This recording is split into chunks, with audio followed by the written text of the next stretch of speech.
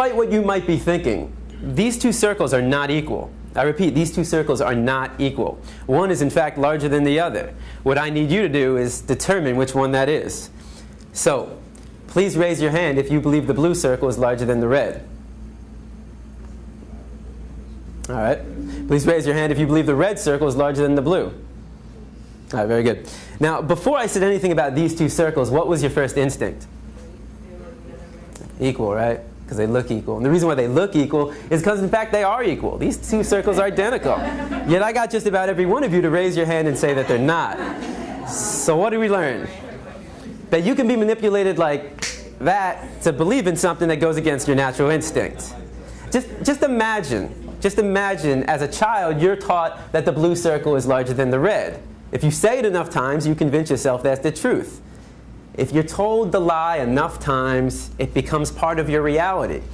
And if enough people are taught that lie, that the blue circle is larger than the red, well, now it becomes part of the culture. And if that culture then passes that misinformation along to the next generation, well, now it becomes tradition. And what we have to remember is that just because we have a tradition doesn't mean it's morally acceptable. Tradition and morality are not always the same. I mean, can you think of any traditions that we once had in the United States of America that we no longer have? That today we think back and that was immoral? Slavery, right? Less than 200 years ago. And that was a tradition. So the traditions we have today doesn't necessarily mean they're morally acceptable. And as we evolve as a culture, so do our traditions. Now, the Matrix is a story. It's a story. When told enough times to enough people, it becomes part of that culture. It becomes the tradition. And this story is being told over and over every day. In fact, if you believe the image on the carton is where you're getting your milk from, you're deceiving yourself. This is a fantasy. It only exists in your head. It's a blue pill fed to you by the industry to get you to buy their product. This is the Matrix, the lie we tell ourselves about where our food is coming from. The reality is far more disturbing. 90 to 95% of the milk, the meat, and the eggs that we consume in the United States are coming from these conditions. Now, this is called factory farming. This is where you take thousands of hens, pigs, and cows, you confine them into warehouses.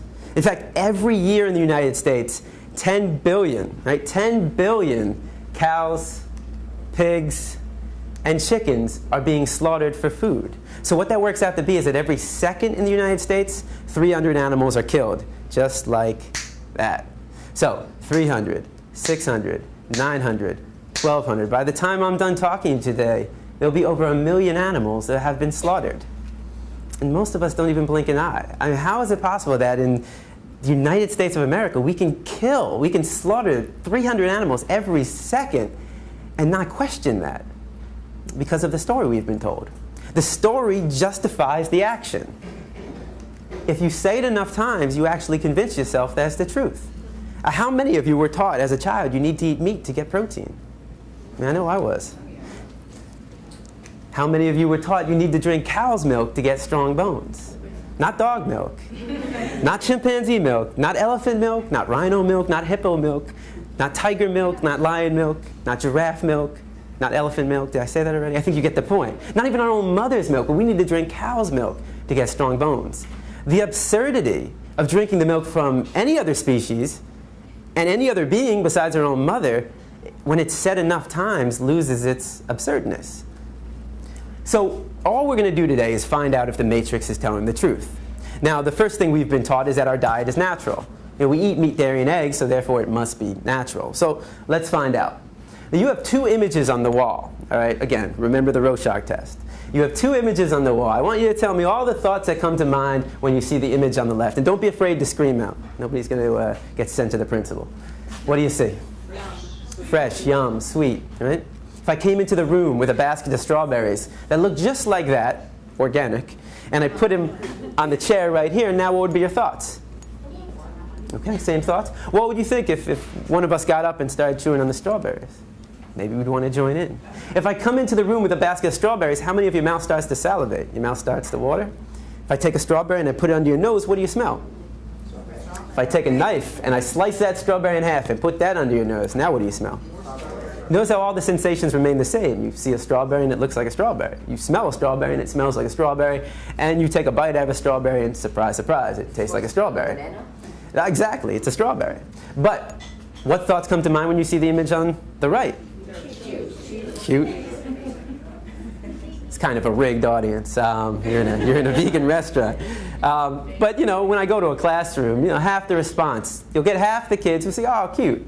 Animal, pig, Wilbur, babe." So half the class will see an animal, and the other half of the class will see bacon, sausage, ham, pig, sweet pork, and hot dog. They'll see a food. It's one or the other. You're either seeing an animal or you're seeing food. Now, what would happen if I took one of the pigs living, brought him into the room right here, and put him right in front of you? Does that change it? Now what do we see? And I mean, what would we think if one of us got up and started chewing on the pig? Not very normal. If I come into the room with a pig under my arm, how many of your mouth starts to salivate? Right? If I take a pig and I put it under your nose, what do you smell? You smell a pig. Just like if I took a dog and put it under your nose, you smell a dog. A cat, you smell a cat. If I took a knife and I sliced that pig in half and put that under your nose, now what do you smell? You smell the stench of death. You smell a rotting corpse, bacteria, decomposing flesh. You see, there's a process involved, and I'm here today to show you that process of how you convert this animal into this product. Why should it be kept a secret? Why should we not know what we're participating in and what we're putting in our body? Now, let's make the situation slightly more realistic. If I were to put a pig on this side of the room living and a butcher's knife on the side of that room, I mean, how many people would be willing to pick up the knife and take the life of that animal? It's very rare, right? And if somebody did that, that's all right, but how many people in this room would try to stop that person from doing that, right? Would we try that? Of course. That's compassion. I mean, that is the greatest quality of the human race. There's no other species on this planet that has that level of compassion to extend to all living beings. But if you would stop somebody from killing a pig in front of you and then go home and have this for breakfast, well, that's called hypocrisy. You know, just because it comes in a nice, neat package all dressed up in your supermarket, just because you didn't take the knife and shove it through their jugular, just because you didn't get blood on your clothes, and just because you didn't hear their screams doesn't mean you didn't participate in the killing. Every time we buy this product, we are supporting somebody else doing what we ourselves wouldn't want to do, what we ourselves wouldn't want to see, and what we ourselves wouldn't want to hear. Now, if you still see bacon, sausage, and ham when I bring a pig into the room, what happens when I change it to... One sec. I'm supposed to like not.